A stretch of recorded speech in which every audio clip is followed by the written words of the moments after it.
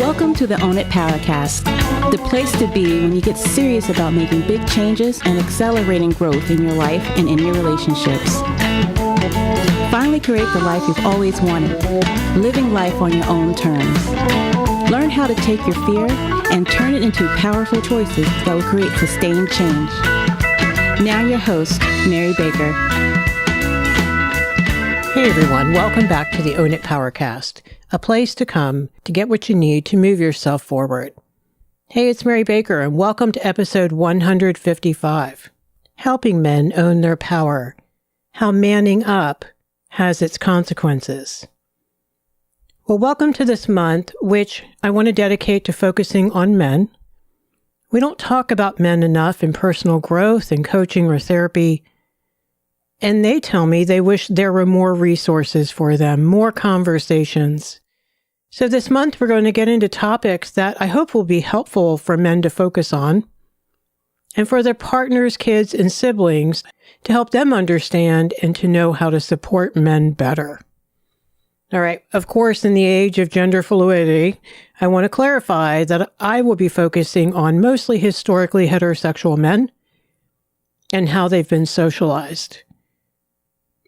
My hope, though, is that however you identify, you can take away some helpful insights for yourself.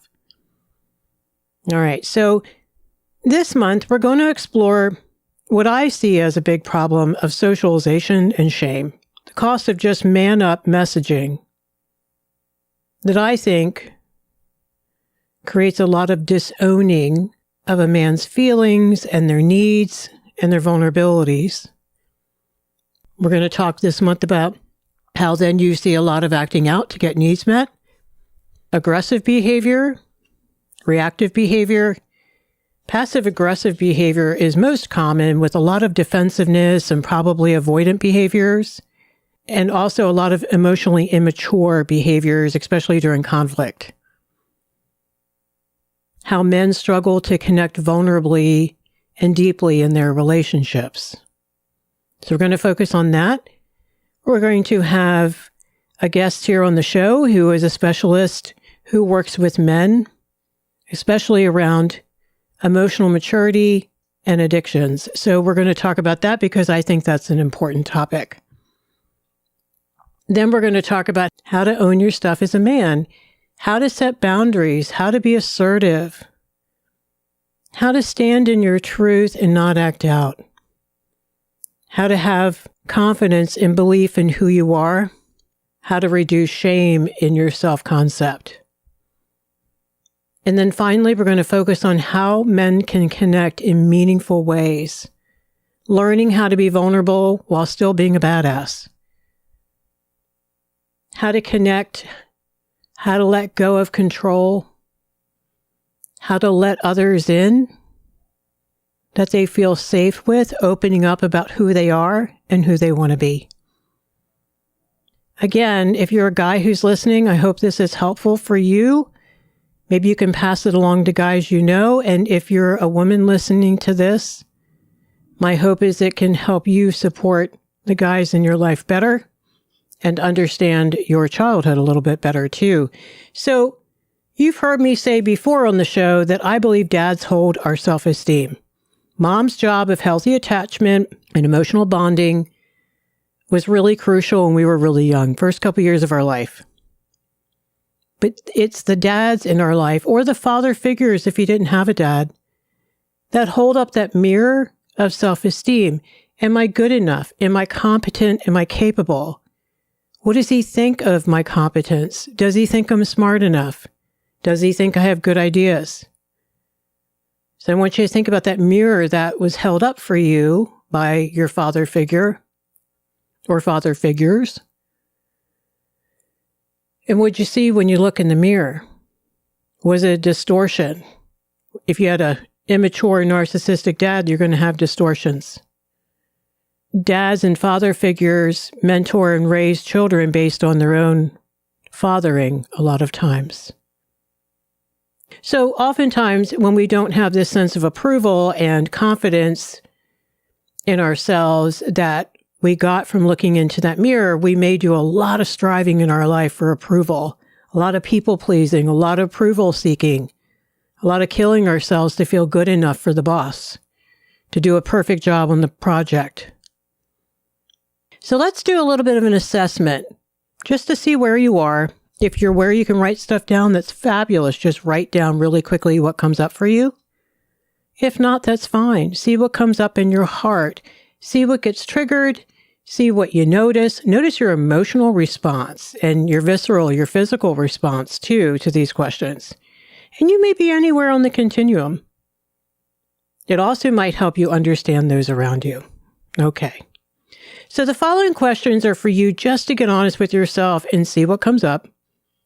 If you were a daughter, I want you to think about the impacts on you in terms of the men that you've put in your life in later years, and on your own self-esteem, your own belief in yourself to problem solve and make things happen and go after goals, use your gifts and be proud of yourself.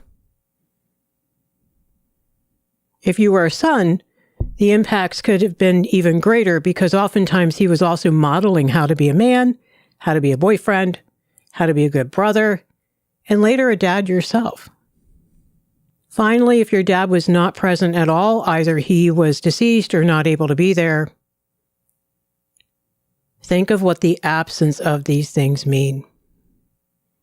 And then who were your surrogates? Like maybe your grandfather, your uncle, your stepdad, your teachers and or your coaches. They all had influence on us, so we want to include them too. All right, you ready? First one, so when you think of your dad, was he like the drill sergeant? Was he hard? Was he focused? Was he the disciplinarian? Did he lose it when you brought things to him? Or did he defer the tough stuff to mom and just go along to get along and do what she wanted to avoid conflict with her? Or maybe you have both present. Maybe they were a great team showing partnership. So I want you to think about what was dad like or your father figures like. Number 2, did your dad show up for you emotionally? Was he emotionally present? Which means could he show and share his emotions besides anger? Okay, guys are always allowed to show anger. And did he allow you to do the same without feeling like a sissy if you were a guy or ashamed of your feelings if you were a girl? Or was he distant? Was he mainly focused on himself, perhaps, maybe the task at hand, and therefore dismissive of feelings, both his own and of yours? We can only give others what we have. Number 3, how did your dad treat your mom or your siblings and you? Okay, how did he treat the females in his life? How did he treat his son or sons? Were there any differences there? Were they traditional differences or not? If you were a girl, your dad was showing you what kind of man to put in your life and how he should treat you. If you were a guy, he was showing you how to work with women, how to be respectful, how to partner. 4, did he show confidence and leadership without being controlling and reactive, without it only being dad's way or the highway? Did he model assertiveness and the ability to problem solve? How to work through things and get into the solution? Did you witness him seeking help and mentorship when appropriate? Do you know if he had good friends and connected with them often? 5, do you know if he could grieve in healthy ways? This is a big one. Not stuff his feelings, not medicate them with work, with alcohol, with food, but to sit in and sort through his feelings and be able to share them with appropriate people. 6, was he proud of you just because of who you were, unconditionally? Did he honor your efforts?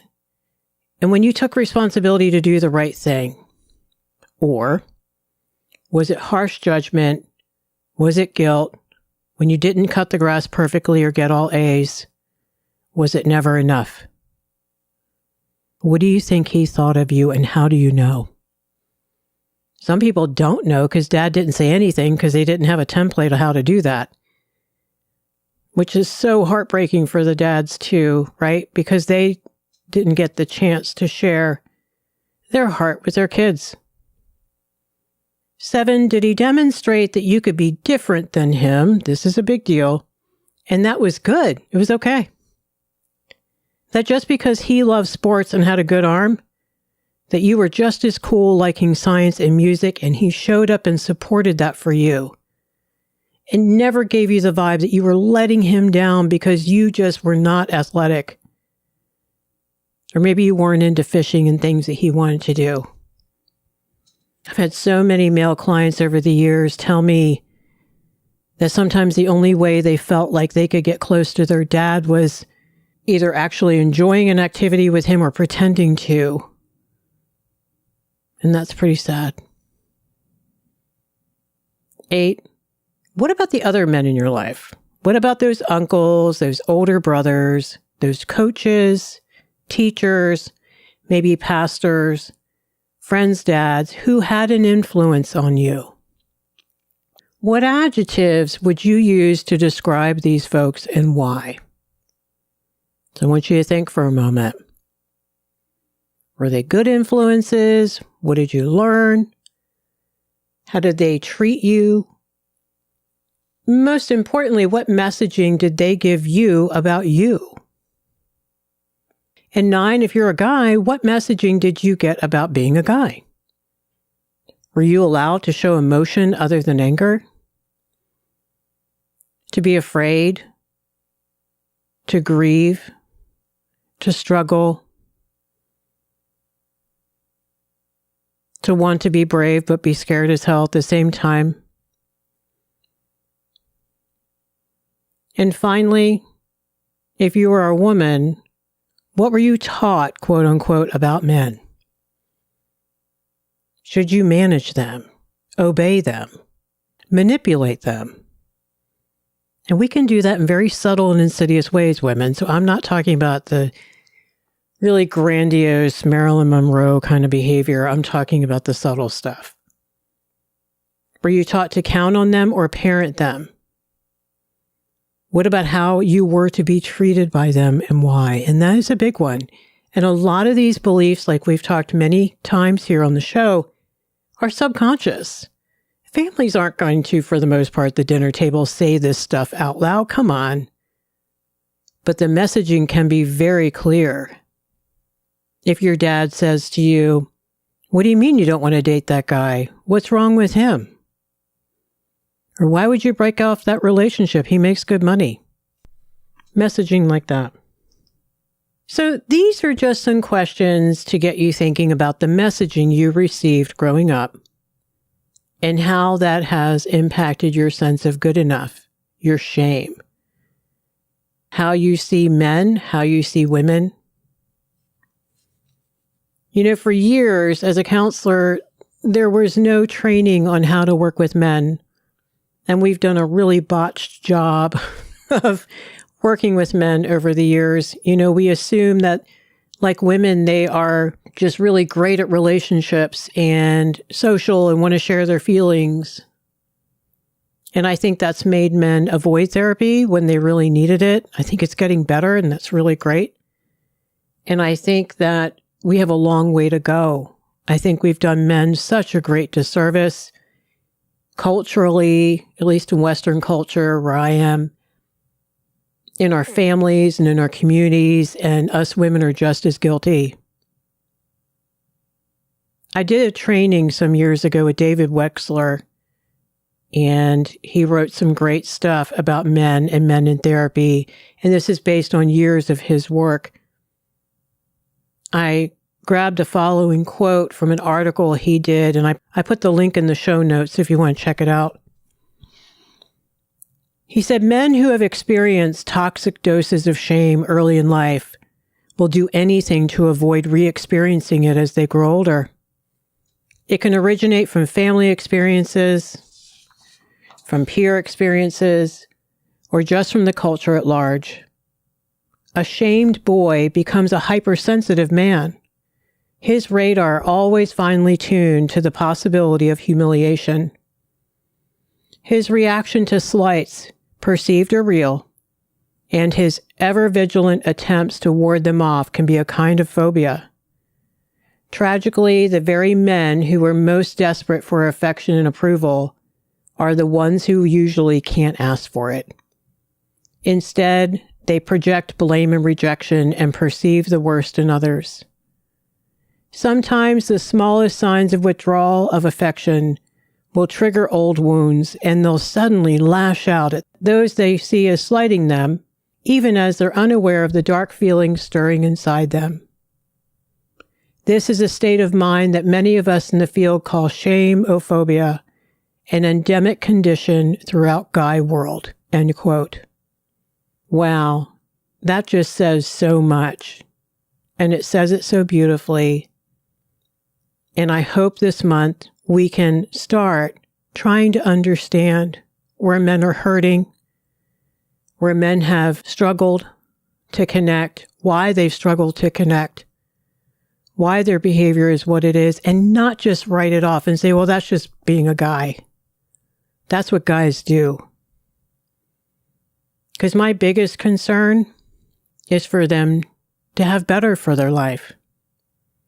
So this month I want to explore just how as a society we have made it so difficult for men to both own and express their feelings, to feel confident and assertive, and heal old wounds and trauma without feeling weak to have had to walk through it.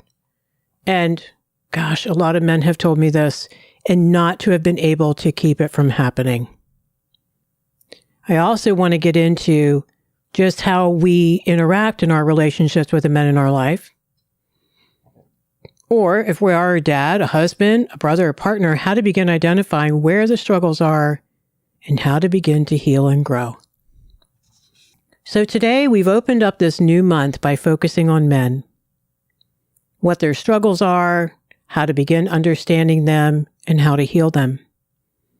We did an assessment of where you are, either as a man or woman, or however you identify, and some of the possible origins of self-doubt, defensiveness, or aggressiveness. Since our dads and our male figures in our lives had such a tremendous impact. Thank you for joining me today. If you know any men that could really benefit from the shows this month, please pass this along. May you stay healthy and grounded in your truth. Find something good in you and in life this week. Be sure to check the show notes if you want to see David Wexler's article and if you need to sign up for the newsletter. All right, so pay it forward, keep focusing on you, and I'll see you next time. We hope you took away some useful insights and tools you could begin using right away. If you did, please leave a positive review and share on your social media. Because could you imagine if everyone in your life really got it together? Remember, own it now, so you can really own it later.